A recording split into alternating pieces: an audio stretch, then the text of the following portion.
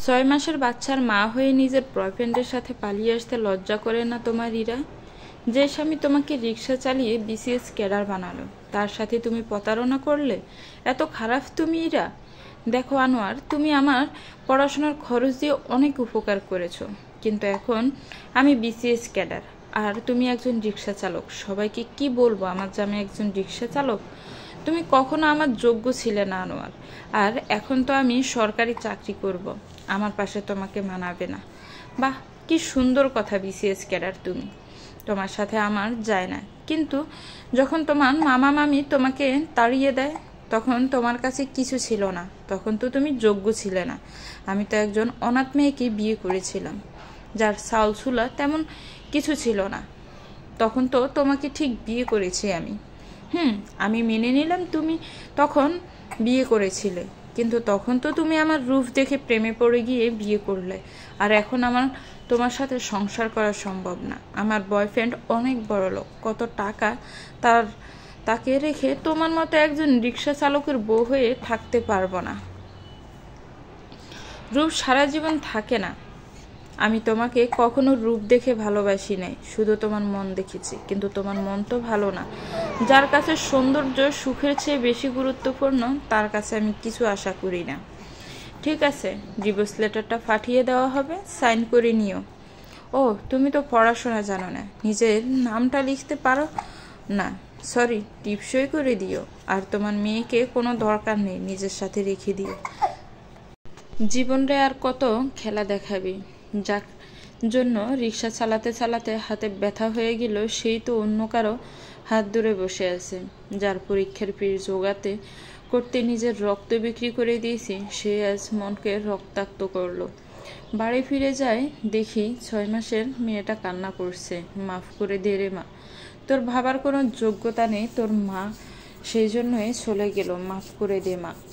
কি হলো আনোয়ার, তোমার বউ কোথায়? বাড়িতে আসে নাই? না কাকা, ও এখন বিসিএস ক্যাডার। আমার মতো রিক্সাওয়ালার সাথে এই বাড়িতে থাকবে? ভাঙা বাড়ি। সে তো এখন নতুন বাড়িতে থাকবে, নতুন মানুষের সাথে। আসলে কিছু মানুষ কখনো কারো আপন হয় না, তারা শুধু ব্যবহার করতে জানে, প্রতিদিন দিতে জানে না। কিন্তু তুমি এই 6 মাসের বাচ্চাকে নিয়ে কি করে বড় করবে তুলবে? কাকা, আপনি চিন্তা করবেন না, কষ্ট করে হলেও আমার মেয়েকে মানুষ করব। আমি ওকে শিখাবো সৌন্দর্য সব না, মন সব। আর কাকিকে একটু বলবেন ওর যাতে খেয়াল রাখে। আচ্ছা ঠিক আছে, তুমি চিন্তা করো না। সকাল হয়ে গেলেও রিক্সা নিয়ে বাহিরে যায়, মেয়েকে কাকির কাছে রেখে যায়। হঠাৎ করে পুলিশের কাছে আসে। এই, তোর লাইসেন্স কোথায়? বাহির কর লাইসেন্স। ও, এই নেন, লাইসেন্স নিয়ে এসেছি। তোর লাইসেন্স ভুল আছে, তোকে থানায় যেতে হবে। কি বলেন স্যার, লাইসেন্স ভুল মানে? সব ঠিক আছে তো, আরও অনেক পুলিশ তো দেখছে, তারা তো ভুল বলে নাই। তোকে থানায় যেতে বলছি, চল। থানায় বেশি কথা বলবি না। আচ্ছা, কি করার, থানায় যেতে হবে।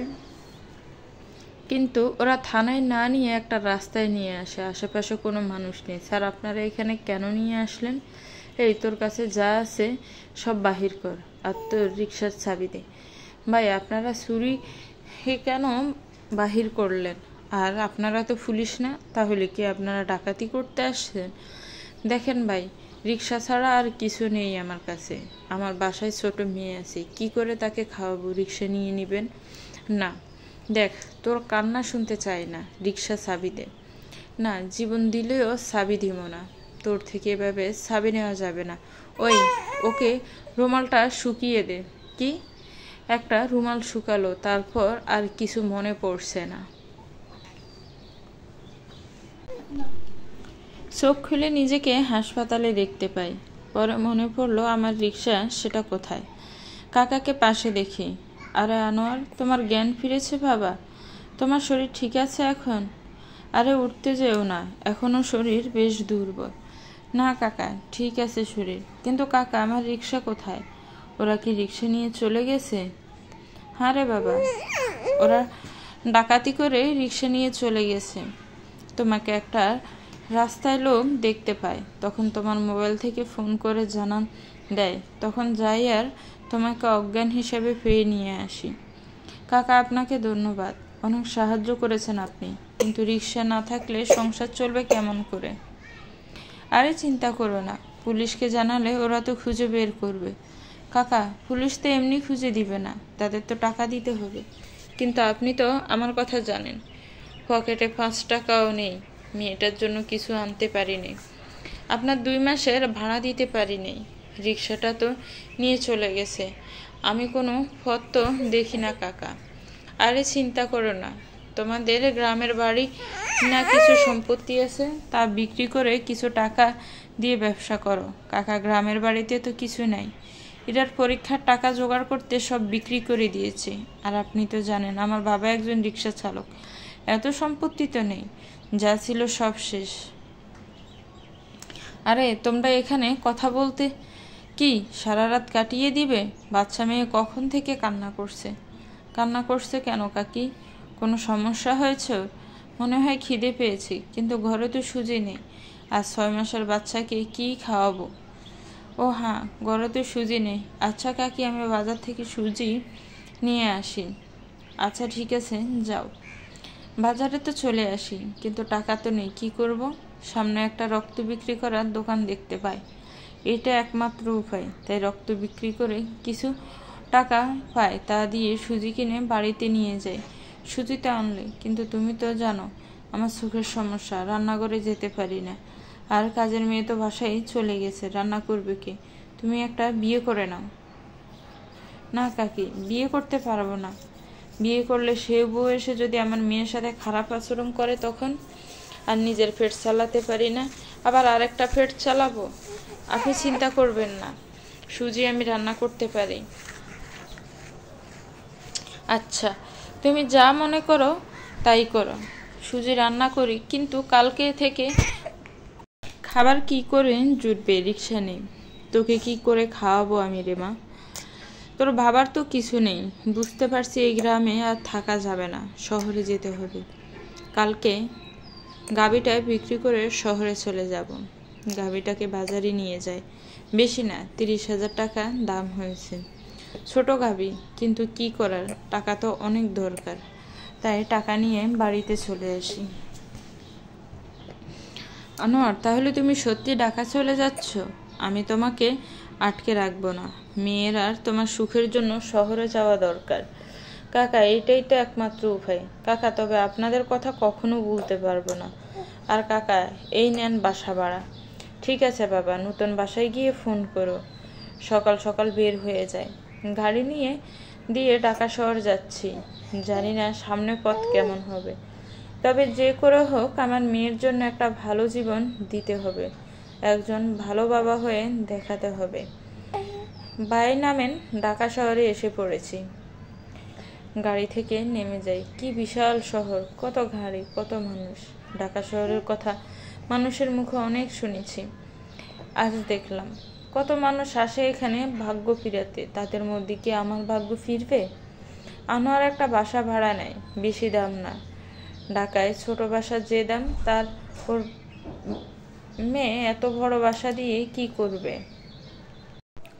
মেয়েটা অনেক কান্না করছে, কিন্তু কোনো বুঝতে পারছি না। খাবার তো খাওয়া তো দিলাম, তাহলে কেন কান্না করছে? এই রুমে কে থাকে? আর এই কান্নার শব্দ কোথা থেকে আসছে? আসলে এই বাসায় আমরা থাকি, আর এটা আমার বাচ্চা। আসলে কেন কান্না করছে সেটা তো বুঝতে পারছি না। ওর কান্নার জন্য যদি কোনো সমস্যা হয়ে থাকে তাহলে মাফ করে দিবেন। শুনুন, কান্নার শব্দে সমস্যা না, কষ্ট হচ্ছে আমার। আর ওর মা কোথায়? তার কাছে দেন বাচ্চাকে। ওর মা নাই, তার কাছে দেওয়া যাবে না। ও সরি, বুঝতে পারি নাই। দেখি তো বাচ্চার কি সমস্যা হচ্ছে। আর আপনি বাচ্চাকে জামা পরিয়ে রাখছেন, আর ওর গরম করছে তাই কান্না করছে। আর আপনি ওকে ঠান্ডা পানি দিয়ে গোসল করিয়ে গামছা দিয়ে শরীর ভালো করে মুছে সরিষার তেল দেন নাই কেন? তাই ঠান্ডা লেগে গেছে। ও, তেল দিতে হয় বুঝি? কিন্তু আমি তো জানতাম না। আমি গোসল করলে তো তেল দেই না, আমার তো আর ঠান্ডা লাগে না। আপনি আর এই বাচ্চা কি এক? ও 6 মাসের একটা বাচ্চা, ওকে সবসময় দেখে শুনে রাখতে হবে। আচ্ছা, পরের বার থেকে খেয়াল রাখবো। আর আপনাকে অনেক ধন্যবাদ সাহায্য করার জন্য। ঠিক আছে।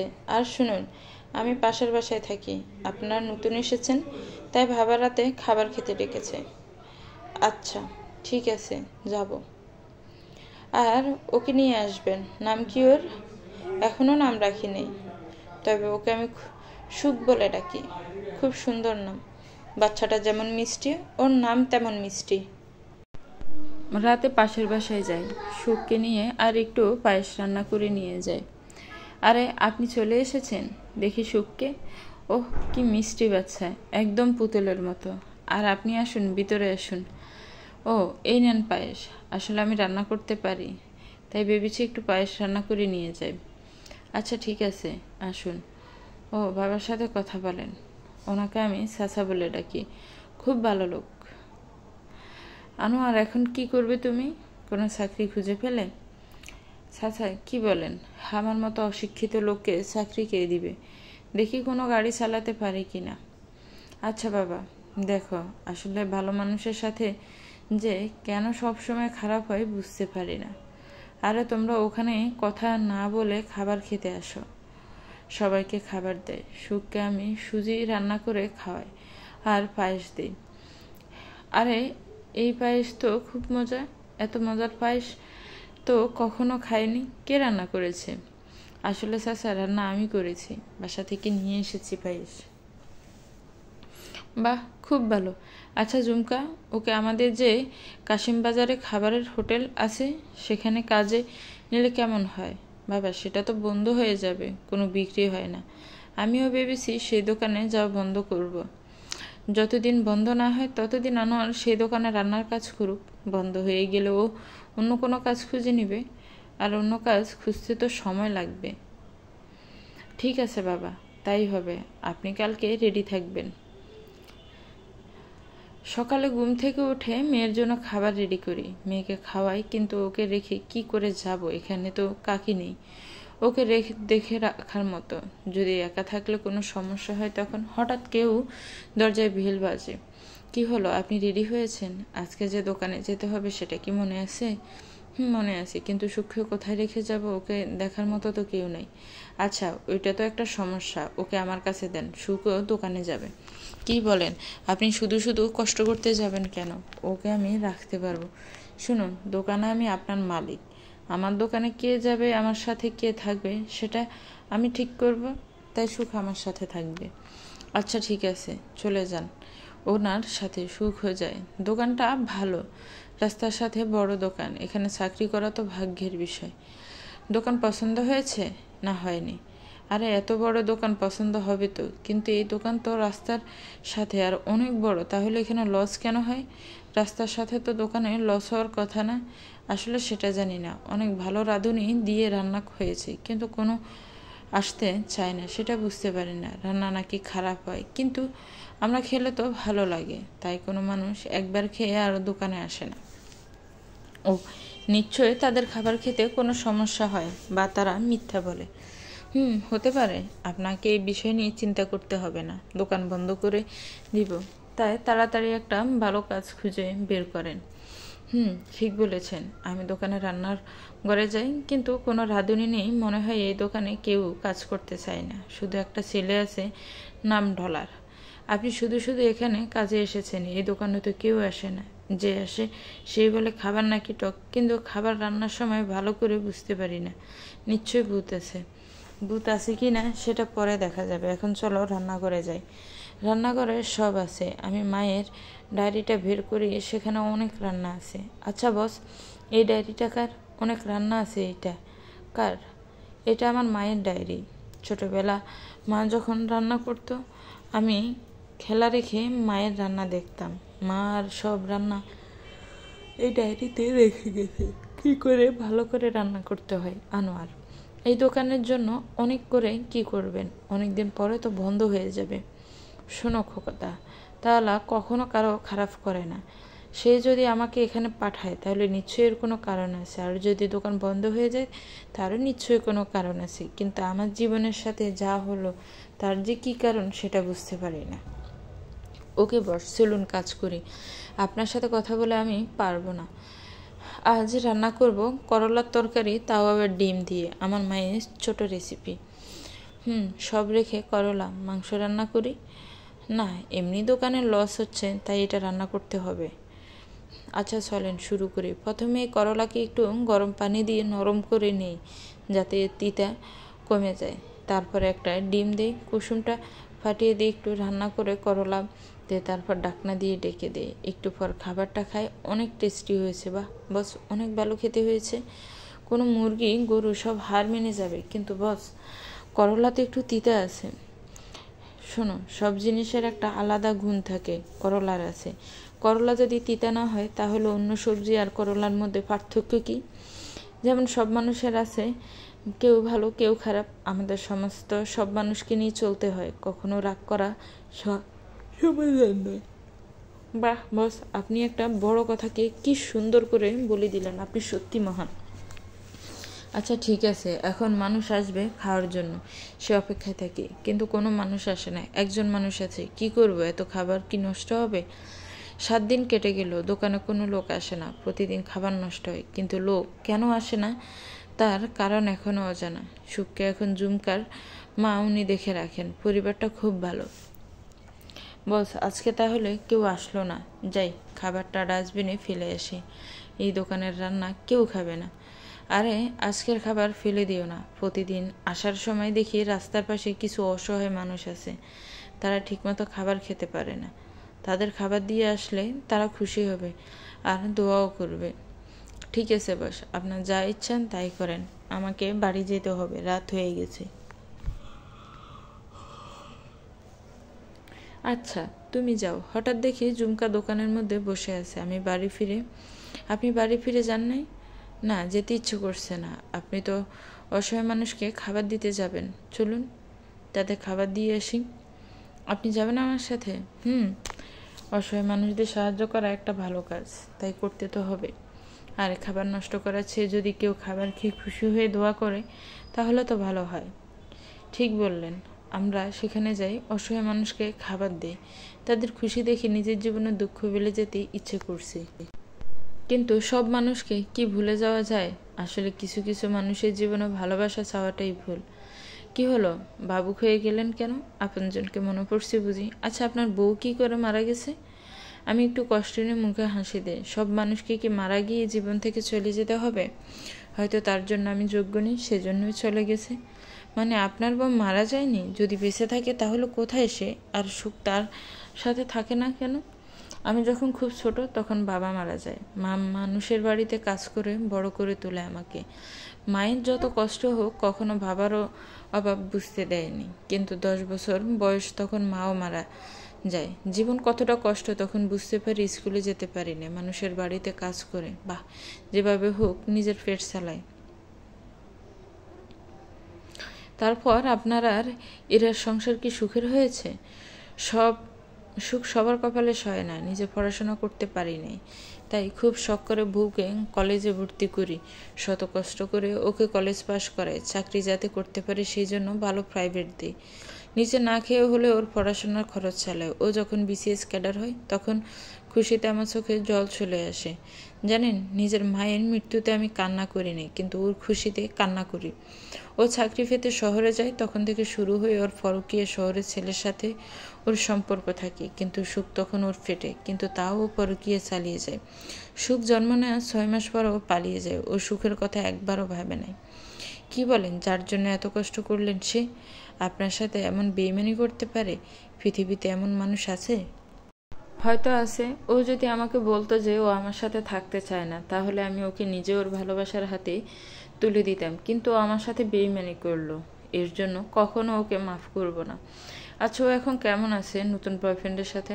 আসলে কি জানেন, দিন শেষে বেইমানরা ভালো থাকে, কিন্তু যারা হেরে যায় তারা শত কষ্টের পর নিজের আপন মানুষকে কখনো বলতে পারে না। তারা বেঁচে থাকে ও হয়তো মারা যায়। আমি যাকে অন্ধের মতো বিশ্বাস করলাম, দিন শেষে সে আমাকে অন্ধ প্রমাণ করে। আচ্ছা আপনি তার নামে মামলা করেন নাই? সে তো আপনার সাথে প্রতারণা করেছে। যাকে মনের বন্দি করতে পারি নাই তাকে জেলে বন্দি করে কি করব?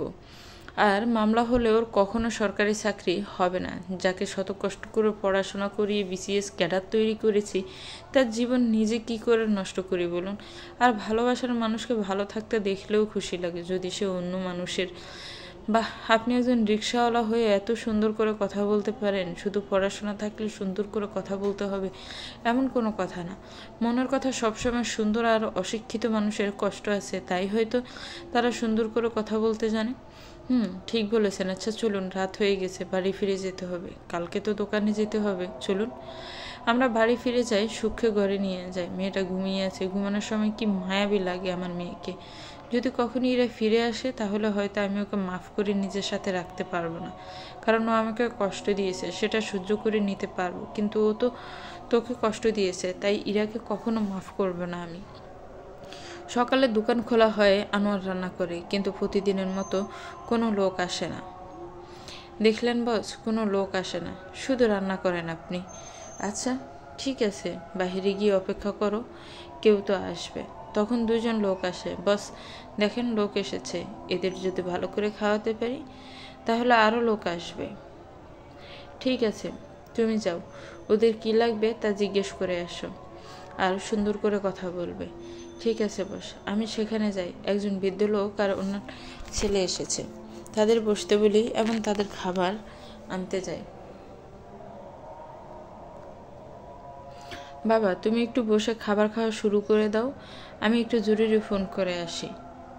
ঠিক আছে তুই যা, কিন্তু বুকে একটু একটু ব্যথা অনুভব হচ্ছে, তবে সেটা ভিড়ে যাচ্ছে। এর মধ্যে খাবার এসে গেছে, খাবার মুখে দেয়, একটু খেতে শরীরটা আরও খারাপ হতে শুরু করেছে। আহ আহ আরে চাচা, আপনার কি হয়েছে? চাচা আপনি ঠিক আছেন তো? চাচা কথা বলেন। বাবা কি হয়েছে তোমার? বাবা চোখ খুলো। আমার বাবা ঠিক ছিল, কিন্তু এই দোকানের খাবার খেয়ে অসুস্থ হয়ে গেছে। সব দোষ এই খাবারের, নিশ্চয়ই খাবারেও কোনো খারাপ কিছু মিশানো আছে। আমি তখন সেখানে যাই। কি বলেন আপনি? খাবারে কেন ভেজাল থাকবে? আপনার বাবা হয়তো হঠাৎ করে অসুস্থ হয়ে গেছে। এসব আমাকে বুঝতে আসবেন না। আমার বাবা ঠিক ছিল, কিন্তু খাবার খাওয়ার পর অসুস্থ হয়ে গেছে। এই দোকানের নামে আমি মামলা করব, সবাইকে জেলে নিয়ে যাব। দেখেন আপনি ভুল বুঝবেন না। শুনুন, দোকানে এমনি এমনি কত সমস্যা, আরও সমস্যা এসে যোগ হয়েছে। আপনি শহরে ছেড়ে কয়েক দিনের জন্য চলে যান, সব ঠিক হলে আবার ফিরে আসবেন। আমি কোনো অন্যায় করি নাই, তাই পালিয়ে যাব না। যদি জেলে যেতে হয় তাও সমস্যা নেই। বাড়ি ফিরে আসি, সুখকে কোলে নিয়ে বসে থাকি। ওরা মনে হয় থানায় কেস করতে পারে। সুখ তোর বাবা কয়েকদিন বাইরে থাকতে পারে, তুই রাগ করবি না মা। তোর বাবা কিছু করে নাই। হঠাৎ খেয়াল করি দরজায় নক করে দেখি পুলিশ আসে। আপনি মিস্টার আনোয়ার? চলুন, আপনার নামে কেস হয়েছে, থানায় যেতে হবে আপনাকে। ঠিক আছে চলুন। তখন ঝুমকা চলে আসে, আমি সুখকে ওনার কোলে দিই।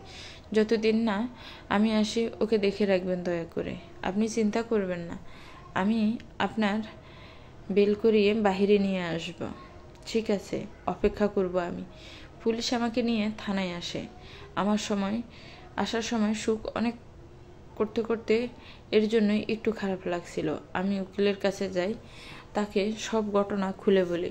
দেখুন, ঝুমকা কেসটা খুব শক্তিশালী। যদি ওই লোক বলে যে দোকানের খাবার খেয়ে না এমনি উনি অসুস্থ গেছে, তাহলে কেসটা তুলে নিতে পারবো, না হলে এটা খুনের মামলা হিসেবে ধরে নেওয়া হবে। আমি ডলারকে ওই বৃদ্ধ মানুষের সাথে হাসপাতালে পাঠাই, তাই ডলারকে ফোন করি কোন হাসপাতালে আছে সেটা জানতে। সিটি হাসপাতাল আছে, আমি সেখানে যাই। উনি বৃদ্ধ লোকের জ্ঞান ফিরে এসেছে। তাই উনি এখানে কেন এসেছেন? আপনাদের জন্য আমার বাবার আজ এই অবস্থা, সবাইকে জেল খাটিয়ে ছাড়ব। দেখুন, আজব কথা বলবেন না, আমাদের খাবারও কোনো সমস্যা নাই, আর আপনার বাবার তো জ্ঞান ফিরে এসেছে। তাহলে তাকে জিজ্ঞেস করেন আসল সত্যি কি। ঠিক আছে চলুন বাবার কাছে, দেখি কে সত্যি বলছে। চাচা, আপনার সাথে কথা বলা অনেক দরকার। আপনি যে দোকানে খাবার খেতে গেলেন আমি সেই দোকানের মালিক, কিন্তু আপনি খাবার খেয়ে অসুস্থ হয়ে গেছেন। সবাই এটা মনে করে যে রান্না করেছে তার নামে কেস করেছে। তার একটা 6 মাসের বাচ্চা আছে। দয়া করে সত্যিটা বলুন। আসলে আমার শরীর খারাপ খাবার খাওয়ার জন্য হয়নি। অনেক সময় আগে বুকে ব্যথা অনুভব করতে থাকি, ধীরে ধীরে ব্যথা বেশি হতে থাকে। খাবার খাওয়ার ফলে কোনো সমস্যা হয়নি। করলা দিয়ে এত সুন্দর খাবার রান্না করা যায়, সেই জন্য যে রান্না করেছে তাকে ধন্যবাদ দিতে চাই আমি। আপনার বাবা ঠিক বলছেন, ওনার বুকের ব্যথা অনেক সময় ধরে হচ্ছে, সেটা খাবার খাওয়ার জন্য নয়। আর যদি উনি করলার তরকারি না খেয়ে অন্য কোনো মাংস দিয়ে খেত তাহলে আপনার বাবাকে বাঁচানো যেত না, তার শরীরে অনেক সমস্যা হতে পারত। শুনলেন তো ডাক্তার, কথা এবার বিশ্বাস হলো? দোকানের খাবারে কোনো সমস্যা হয়নি, কেস দয়া করে তুলে নেন। সরি, বুঝতে পারি নাই, দয়া করে মাফ করে দেন, কেস এক্ষুনি তুলে নিবে। আচ্ছা, অনেক তো আনোয়ার কথা শুনলেন, এবার ইরা কোথায় আছে সেটা জানতে হবে। বড়লোক বয়ফ্রেন্ডের সাথে কেমন আছে সে? ইরা জান, তুমি এখন পড়াশোনা করা বাদ দাও তো। আর পড়াশোনা করে কি হবে? তুমি তো সরকারি চাকরিতে জয়েন করে ফেলেছো। আরে সরকারি চাকরি হয়ে গেছে, কিন্তু আরও ভালো কিছু করতে হলে তো পড়াশোনা করতে হবে। আচ্ছা, এই হোটেলে থাকতে আর ভালো লাগছে না, তোমার বাড়িতে নিয়ে যাও। বাড়িতে তো নিয়ে যেতে হবে, কিন্তু এখন না, মা বাবা সবাই বিদেশে, তারা 2 দিন পরে দেশে ফিরে আসবে, তখন নিয়ে যাব। সত্যি জান, তোমার বাবা বিদেশে থাকে? তোমরা তো তাহলে অনেক বড় লোক।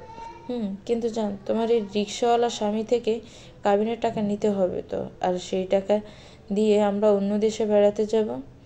কিন্তু ও তো কিছু নাই, বাড়িও নেই, কাবিনের টাকাও কোথা থেকে দিবে? আরে সেটাও কোথা থেকে দিবে তা ওর ব্যাপার, তোমার তাতে কি? তুমি ওর থেকে কাবিনের টাকা চাও? কোথাও তুমি ওকে এখনো ভালোবাসো না তো, তাই টাকা চাইতে পারবে না? ওর জন্য দয়া হচ্ছে তোমার? আরে জান, আমি তো তোমাকে ভালোবাসি, আর ঠিক আছে, কাবিনের টাকা ওর থেকে নিয়ে নিব আমি। আনোয়ার জেল থেকে বের হয়, বাড়ি ফিরে আসে, সুখকে জড়িয়ে ধরে আদর করে। সত্যি মেয়েটা বাবাকে না দেখতে পেরে অনেক কান্না করেছে। হঠাৎ ফোনে কারো কল আসে, নাম্বার দেখে অবাক হয়ে গেছে আনোয়ার। কি, আমার নাম্বার কি সেভ করে রাখতে ভুলে গেলে? কেমন কাটছে তোমার দিন? আমার দিন কেমন কাটছে সেটা তোমার জানার দরকার নেই, কি কারণে ফোন করলে সেই কারণ বলো। দেখো, আমার কাবিনের টাকা চাই। তোমার মনে আছে কাবিনের 5 লাখ টাকার কথা? আমার টাকা লাগবে, তাড়াতাড়ি তা দিতে হবে। এটার কথা শুনে অবাক হয়ে যায়। আমি কাবিনের টাকা কোথা থেকে দিব? আমি গাভী বিক্রি করে টাকা নিয়ে ঢাকায় এসেছি, এখন কেন চাকরি করি না, দোকান বন্ধ হয়ে গেছে, তাই টাকা জোগাড় করা অসম্ভব। কি হলো আনোয়ার, কি ভাবতে বসে গেলে? শুনে টাকা আমার খুব তাড়াতাড়ি লাগবে, তাই কোথায় টাকা দিতে পারবে সেই জায়গার নাম বলে দাও, কারণ টাকা দিয়ে আমি আর আমার বয়ফ্রেন্ড ঘুরতে যাব বিদেশে। ওর কথা শুনে একটু কষ্ট হয়, ওর পড়াশোনার জন্য সব বিক্রি করে দিয়েছি, বাবা বেশি জমি রেখে যেতে পারে নাই, কিন্তু গ্রামে যা ছিল সব বিক্রি করা শেষ, এতগুলো টাকা কোথা থেকে নিয়ে আসবো? ইরা ফোন রেখে দেয়। আরে আপনার চোখে পানি কেন? কে ফোন করেছে? কথা বলেন আপনি। আপনি সুখকে একটু কোলে নেন, আমি ছাদে যাব। ওনার কোলে সুখকে দিয়ে ছাদে যাই। আজ মায়ের কথা অনেক মনে পড়ছে, মা থাকলে হয়তো জীবনে এত সমস্যা হতো না, কিন্তু এখন কি করব আমি? আমি সুখকে ঘুম পাড়িয়ে বিছানায় বালিশ দিয়ে ছাদে যাই। উনি আকাশে তারে দেখি দেখতে থাকেন। আরে আপনি এখানে কি করেন? সুখ ঘুমিয়ে পড়েছে। ঘুম পাড়িয়ে দিয়ে আসি, কিন্তু আপনি ছাদে দাঁড়িয়ে কি করছেন? আর চোখ এমন লাল কেন আপনার? মনে হয় কান্না করলেন, কি হয়েছে বলুন? আমার জীবনে দুঃখ আপনি জেনে কি করবেন বলুন? খুব ইচ্ছে করে একটু সুখে থাকতে, কিন্তু সবার কপালে সুখ সহ্য হয় না। আচ্ছা, টাকা দিয়ে কি সুখ কিনা যায়? যদি আজ টাকা থাকতো তাহলে ইরা আমাকে ছেড়ে চলে যেত না। যে চলে যায় সে আপনার না, তার জন্য কষ্ট পেয়ে শুধু শুধু নিজের জীবন নষ্ট করবেন না। এরা ফোন করেছে একটু আগে, ও কাবিনের টাকা চাই, সেই টাকা দিয়ে সে তার প্রেমকের সাথে ঘুরতে যাবে বিদেশে, কিন্তু এত টাকা কোথা থেকে আসবে? আপনি তো জানেন এখন আমি বেকার, তাই এই টাকা দেওয়া অসম্ভব। একজন মহিলা কত খারাপ হতে পারে সেটা আপনার বউকে না দেখলে বিশ্বাস করতে পারবো না। নিজের সুখের জন্য তার স্বামী আর সন্তানের সাথে এমন করতে পারে, সে কি মানুষ? আর মধ্যে মন বলতে কিছু আছে? আমার মনে হয় না। করতে পারে। আসলে ভুল আমার কাউকে এত বেশি ভালোবাসা উচিত না। যার ধোঁকা না পারেন সহ্য করতে, না পারেন তাকে কোনো শাস্তি দিই, তাকে নিজের চেয়ে বেশি ভালোবাসি আর জীবনের সমস্যা সৃষ্টি করতে কি করে পারি। আর যদি সে সত্যি দোষ করে তাহলে উপরে একজন আছে, সে শাস্তি দিবে। কিন্তু এত টাকা কোথা থেকে দিবেন আপনি? আনোয়ার উত্তর না দিয়ে ঘরে চলে আসে। একটা সিন্দুক থেকে একটা গলার হার বের করে, এটা তার মায়ের হার। বাবা কখনো তোমাকে কিছু দিতে পারে নাই, কিন্তু বিয়ের সময় এই হার তোমাকে দিয়েছে। বাবা মারা যাওয়ার পর আমাদের জীবনে অনেক দুঃখ এসেছে, কিন্তু তুমি কখনো এই হার বিক্রি করে দাও নাই, সবসময় নিজের কাছে রেখে দিতে। তুমি যখন চলে গেলে তখন এই হার তোমার স্মৃতি হিসেবে রেখে দেয়। যখন এই হার ছুঁয়ে দেখি তখন মনে হয় তুমি আশেপাশে আছো, কিন্তু আজ বিক্রি করে দিতে হবে। মাফ করে দাও আমাকে মা, মাফ করে দাও। আনোয়ার হার বিক্রি করে দেয়। যখন হার শেষ দেখে তখন ওর চোখ দিয়ে জল গড়িয়ে পড়তে থাকে। মা মারা পর এই হার তাকে মায়ের কথা মনে করিয়ে দিয়েছে, কিন্তু আজ মনে হচ্ছে মা সত্যি তাকে ছেড়ে চলে গেছে। খুব কষ্ট হচ্ছে ওর। ইরাকে ফোন দিয়ে একটা জায়গায় আসতে বলে। বাহ, 2 দিনের মধ্যে টাকা জোগাড় করে ফেললে। কোথায় থেকে আসে এত টাকা? কি কোনো চুরি ডাকাতি করে নিয়ে আসো নাকি? না, চুরি করবো কেন, তোমার জন্য নিয়ে এসেছি। যাও নিজের প্রেমিকের সাথে ঘুরে আসো বিদেশে, আর বিয়ে করলে আমাকে দাওয়াত দিবে কেমন? রিক্সাওয়ালা আমি ঠিকমতো খাবার খেতে পারি না, তোমার বিয়েতে মন ভরে খাবার খাবো। বাহ, নিজের যোগ্যতার সাথে পরিচয় হয়ে গেছে তোমার, খুব ভালো। আচ্ছা, দাওয়াত অবশ্যই দিব। আর শোনো, কোনো উপহার নিয়ে আসতে হবে না, ফ্রিতে গরিব দুঃখীদের খাওয়ানো তো হবে। আরে তোমার আমাকে নিয়ে চিন্তা করতে হবে না, নিজের জীবনে সুখে থাকতে। আর উপহার একটা তোমাকে দিব আমি, সময় হলে পেয়ে যাবে। আর গরিবের উপহার কম দাম হলেও খাঁটি হয়। ঠিক আছে, দেখা হবে। আজ আনোয়ার ওর কথার উপরে জবাব দিতে পেরেছে, কারণ ঝুমকা ঠিক বলেছে যে যে ছেড়ে চলে যায় সে কখনো আপনার থাকে না। কান্না করলে সমস্যার সমাধান হয় না, লড়তে হবে। যে মানুষ আপনাকে ছেড়ে চলে গেছে তাকে দেখাতে হবে আপনি কি ছিলেন। তার সফলতা সবচেয়ে বড় প্রতিশোধ। রাতে বাসায় ফিরে যাই সুখকে নিতে। ঝুমকাদের বাড়িতে গিয়ে দেখি সেখানে অনেক মানুষ এসেছে। চাচা আমাকে ডাক দেন। আরে আনোয়ার, ওখানে দাঁড়িয়ে কেন, ভিতরে এসে বসো। ও, ঝুমকাকে দেখতে লোক এসেছে। আসলে ছেলে আগে থেকে পছন্দ করা, তাই বিয়ে তাড়াতাড়ি দিয়ে দেব। আমি ঝুমকার দিকে তাকিয়ে থাকি। উনি সুন্দর একটা শাড়ি পরে দাঁড়িয়ে আছে, বেশ খুশি লাগছে ওনাকে। মনে হয় আগে থেকে প্রেম আছে ছেলের সাথে, আর পরিবার মেনে নিয়েছে। সত্যি মেয়েটা অনেক ভাগ্যবতী। আমি সুখকে চাচির কোলে থেকে নিয়ে রুমে চলে আসি। বাবু কাবিনের 5 লাখ টাকা নিয়ে এসেছে, এখন বিয়ে করে আমরা হানিমুনে বিদেশ ঘুরতে যাব। ঠিক আছে বাবু, অবশ্যই যাব। তবে বাবু তুমি টাকা আমাকে দাও, আমি একটু নিচে গিয়ে কিছু কিনে নিয়ে আসি। আসলে আমার এটিএম কার্ড নষ্ট হয়ে গেছে, আর কালকে বিয়ে করে নিব আমরা। ঠিক আছে বাবু, তুমি যাও। আমি রুমে বসে বসে পড়াশোনা করতে থাকি আর কল্পনা করতে থাকি। একবার শুধু বিয়ে হয়ে যাক, তখন আমি অনেক বড় লোক হয়ে যাব, অনেক টাকা থাকবে আমার। আমি একটু সুখকে নিয়ে খেলা করে রান্নাঘরে যাই, ওর জন্য একটু সুজি তৈরি করে ওকে খাওয়াতে থাকি। আর আমার মেয়ে এত ভালো কেন কান্না না করে খেয়ে নেয়। অনেক সময় পরে দরজায় কেউ কড়া নাড়ল। দরজা খুলে দেখি ঝুমকা। আরে আপনি কেমন মানুষ, বাসায় গেলেন কিন্তু না খেয়ে চলে আসলেন? সবাই কাজে বিজি থাকার কারণে কেউ আপনাকে খাবার বেড়ে দিতে পারে না, তাই বলে আপনি বাবা আমার উপর রাগ করে, তাই খাবার নিয়ে চলে এসেছি। আরে এমন কোনো কিছু না, আসলে আপনারা আমার জন্য অনেক করেছেন। সারাদিন সুখের যত্ন আপনি তো নেন, কিন্তু তখন আপনার বাসায় কত অতিথি ছিল, তাই বিরক্ত করিনি। আরে বিরক্ত করতে হবে কেন? আপনি আর সুখকে আমাদের পর শুনে নেন, খাবার আর পুরো শেষ করবেন। ঠিক আছে, আপনি আমার মালিক, কথা শুনে চলতে হবে না, হলে আবার যাতে চাকরি থেকে বের করে দেন। আমি একটু হাসি দেই। আচ্ছা, আপনার বেঈমান বউ কাবিনের টাকা পেয়ে গেছে, আপনি তাকে টাকা দিতে পারলেন?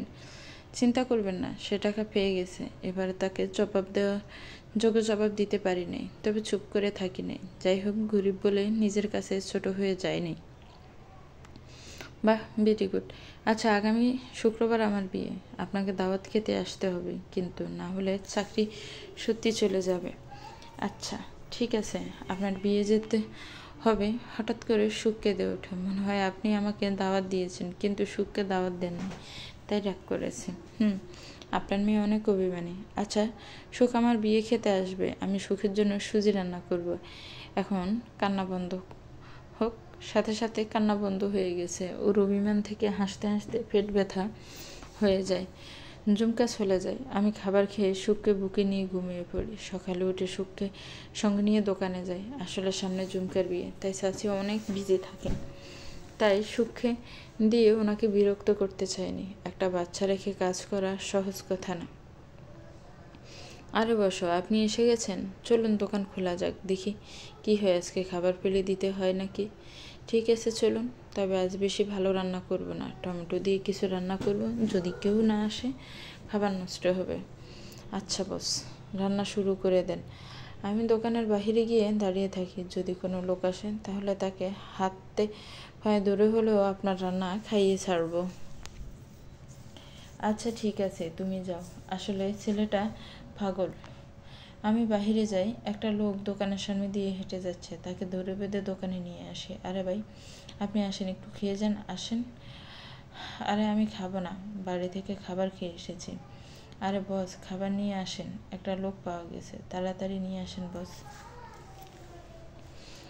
আমি খাবার নিয়ে যাই ওনার কাছে। উনি খাবার মুখে দেন। ছি, কি জঘন্য গন্ধ! এই খাবার কি মুখে দেওয়া যায়? খাবার মাটিতে ছুঁড়ে মারি আর রাগ করে দোকান থেকে বের হয়ে যায়। আরে বস, এই খাবার সত্যি গন্ধ হয়ে গেছে, কিন্তু এক্ষুনি রান্না করলেন তো আপনি, এটা কি করে সম্ভব? নিশ্চয় বাহির থেকে কোনো গন্ধ আসে, তাই সবাই মনে করে খাবারের গন্ধ। আচ্ছা, এখানে আশেপাশে এমন কিছু রয়েছে যেখান থেকে গন্ধ আসতে পারে? বোধ সামনে একটা ডাস্টবিন আছে, সেখান থেকে গন্ধ আসতে পারে। চলুন আপনাকে সেখানে নিয়ে যাই। তোমার যেতে হবে না, সুখকে নিয়ে তুমি এখানে থাকবে, আমি যাব সেখানে। অনেক কষ্ট করে ডাস্টবিন খুঁজে পাই। এটা কেন ডাস্টবিন নয়, একটা মাঠ, সেখানে সবাই ময়লা ফেলে। আমি খুব কষ্ট করে ময়লা পরিষ্কার করি। সুখকে আমি ঝুমকা আপুর কাছে রেখে সব বস যেখানে গেছে সেখানে যায়। আরে বস, আপনি কি করছেন? এই ময়লা পরিষ্কার করছেন কেন? আরে একবার পরিষ্কার করলে আর গন্ধ আসবে না। আমি রাতে বাড়ি আসি, শরীর অনেক খারাপ, তাই সুখকে নিয়ে ঘুমিয়ে পড়ি। মধ্যরাতে কান্না করছে এমন শব্দ শুনে ঘুম ভেঙে যায়।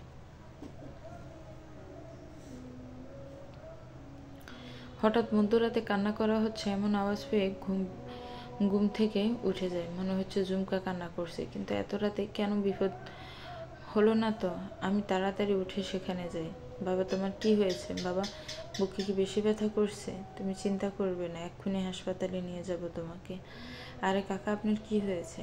হঠাৎ কান্নার আওয়াজ শুনে ঘুম ভেঙে গেছে। কি হয়েছে আপনার কাকা? আরে দেখুন না, বাবা রাতে খেয়ে ঘুমিয়ে পড়েছে, কিন্তু হঠাৎ বুকে ব্যথা অনুভব করছে। মা জেগে উঠে আমাকে ডাক দেয়, কিন্তু ব্যথা কমছে না, বরং বেড়ে যাচ্ছে। কি করবো আমি কিছু বুঝতে পারছি না। কি বলেন? আচ্ছা চলেন, কাকাকে হাসপাতালে নিয়ে যেতে হবে। আপনি ধরেন এক পাশে, আমি ধরি আরেক পাশে। আচ্ছা ঠিক আছে। মা কি যাবে আমাদের সাথে? না, কাকিকে যেতে হবে না, বাহিরে কেউ নেই, ওনার এখানে থাকা অনেক জরুরি, আর সুখকে কাউকে দেখে রাখতে হবে। আচ্ছা বাবা, তুমি চিন্তা করবে না, সব ঠিক হয়ে যাবে, তোমার কিছু হবে না বাবা। আমরা কাকাকে হাসপাতালে নিয়ে যাই, কিন্তু এত রাতে ডাক্তার খুঁজে পাওয়া একটু কষ্টকর, তবে কয়েকজন ডাক্তার ছিল। তারা কাকাকে কেবিনে নিয়ে যায়। আমার বাবা ঠিক হয়ে যাবে তো? যদি বাবার কিছু হয়ে যায় তাহলে আমার আর মায়ের কি হবে? বাবা আমাদের মাথায় ছাতা হয়ে আছে, চিন্তা করবেন না, কিছু হবে না, কাকা একদম ঠিক হয়ে যাবে। হঠাৎ কয়েকজন ডাক্তার বের হয়ে আসে, আমরা তাদের কাছে যাই। আচ্ছা, আমার বাবা কেমন আছে? ঠিক আছে তো? সরি ম্যাম, আপনার বাবা আর নেই, রাস্তায় আসার সময় উনি মৃত্যুবরণ করেছে। ডাক্তারের কথা শুনে আমি ঝুমকার দিকে তাকাই। মেয়েটা কথা শুনে অজ্ঞান হয়ে গেছে। আমি ওকে ধরে ফেলি। কয়েক ঘন্টা পরে আমার জ্ঞান ফিরে। কি হয়েছে মনে করতে পারছি না। বাড়িতে অনেক মানুষ, সবাই কান্না করছে। রুম হইতে বের হয়ে দেখি মা কান্না করতে করতে চোখের পানি মনে হয় শেষ করে গেছে, এমন অবস্থা। একটু বাহিরে বের হয়ে বাবার লাশ দেখে পড়ে যেতে যাব, তখন কেউ ধরে ফেলে আমাকে। আমি ওকে ধরে ফেলি। ঝুমকা, নিজেকে শান্ত করো। ও আমাকে জড়িয়ে কান্না করতে থাকে। আসলে কাছের মানুষ দূরে চলে যাওয়া কত কষ্ট সেটা আমি জানি। ওকে অনেক সান্ত্বনা দেয়। মেয়েটা বড্ড ভেঙে পড়েছে। 3 দিন কেটে যায়। আনোয়ার আমাকে অনেক সান্ত্বনা দেয়। আসলে মানুষ হিসাবে ওনার কোনো তুলনা নেই। রাতে আমি ছাদে গিয়ে বসে থাকি, বাবার কথা খুব মনে পড়ছে। চোখ বেয়ে জল পড়ছে। আরে আপনি এত রাতে এখানে দাঁড়িয়ে যান, শীত পড়ছে, ঠান্ডা লেগে যাবে আপনার। চিন্তা করবেন না, কিছু হবে না। কিন্তু আপনি এখানে কেন, কি করছেন? আসলে অনেক দিন ধরে ছাদ দেখা হয় না, তাই একটু দেখতে আসলাম। ও আচ্ছা, আপনার যার সাথে বিয়ে ঠিক হয়েছে তাকে একবারও তো এখানে আসতে দেখলাম না, সে কোথায়?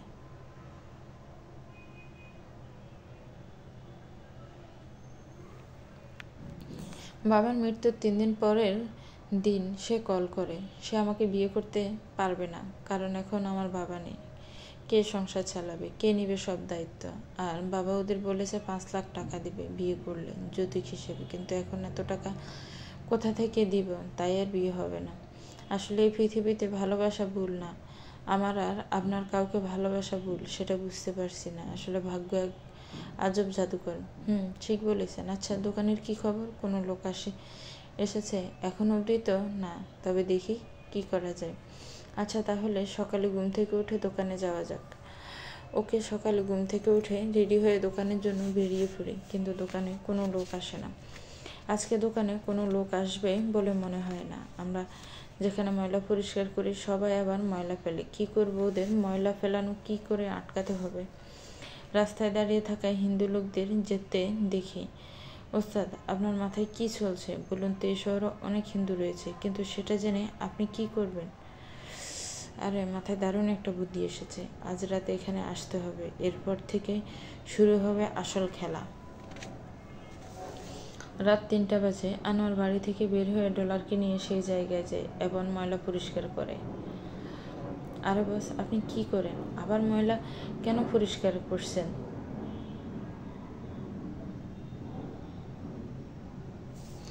আমি ময়লা পরিষ্কার করি, পরে কতটুকু মাটি দিয়ে সেখানে একটা জিনিস তৈরি করি। এবার কালকে সকালেই হবে আসল মজা। বস, এতে কাজ হবে মনে হয়। কালকে সকালে সেটা দেখো তো ভাবে। সকালে ঘুম থেকে উঠে ডলারকে নিয়ে সেই জায়গায় যায়। আনোয়ার অপেক্ষা করতে থাকে কখন মানুষ ময়লা ফেলবে। একটা লোক আসে ময়লা ফেলতে, কিছু একটা দেখে থেমে যায়। দেখে সামনে একটা মূর্তি, যেখানে পূজার ফুল দেওয়া, তাই সেখানে ময়লা না ফেলে সামনে থাকা ডাস্টবিনে ময়লা ফেলে। প্রায় সবাই তাই করে, কারণ মানুষের দেবী এখানে থাকে, ময়লা কি করে ফেলবে। আরে বস, দারুণ হয়েছে বুদ্ধিটা। আপনি কি সুন্দর করে কাজ করলেন বস, খুব ভালো। এখন আমাদের দোকানে মানুষ অবশ্যই আসবে, আর এত ভালো খাবার রান্না করব যে খাবার খেতেও অন্য দোকানে যাওয়ার কথা চিন্তাও করবে না। আচ্ছা, এটার কথা তো বলতেই ভুলে গেছি। আমাদের বিসিএস ক্যাডার বলে কথা। আচ্ছা, এরা 2 দিন ধরে তার বয়ফ্রেন্ডের জন্য হোটেলে অপেক্ষা করছে, কিন্তু সে আসে না। তাই বাধ্য হয়ে হোটেল থেকে বের হয়ে যায়, কিন্তু তার কাছে কোনো টাকা নেই। তাই সে হোটেল ভাড়া কি দিয়ে দিবে বলুন?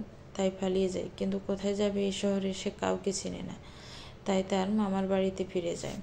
কি রে ইরা, তুই এখানে? শুনেছি তোর নাকি চাকরি হয়েছে, কিন্তু তুই একা কেন? আনোয়ার কোথায়? আমি মামির পায়ে পড়ে যাই। মামি, সব দোষ আমার। আমি আনোয়ারকে রেখে, নিজের মেয়েকে রেখে টাকার লোভে অন্য একজনের সাথে পালিয়ে যাই, কিন্তু সে আমার কাবিনের সব টাকা নিয়ে চলে গেছে। তাকে ফোন করলে পাওয়া যাচ্ছে না। কি, তুই আনোয়ারের মতো একটা ভালো ছেলেকে রেখে তুই অন্য একজনের সাথে পালিয়ে গেলি? কি করে? আর ওই 6 মাসের বাচ্চার জন্য তোর একটু মা হলো না তোর? কেমন মারে তুই? মামি, আমি অনেক বড় ভুল হয়ে গেছে, লোভে পড়ে এমন করে ফেলেছি। কিন্তু মামি, এখন আমি কোথায় যাব? একটু থাকতে দাও আমাকে মামি। মামি একটু চিন্তা করে, এমনি এই বাজারের লোক পাওয়া যায়, অনেক টাকা লাগে। যদিও বাড়ির সব কাজ করে দেয়, তাহলে সমস্যার সমাধান হয়ে যাবে। মামি আমাকে তার বাড়িতে থাকতে দেয়, কিন্তু সারাদিন অনেক কাজ দেয়। সব কাজ শেষ করে অনেক কষ্ট হচ্ছে আমার, খুব খিদে পেয়েছে, তাই মামির কাছে গিয়ে একটু খাবার চাই।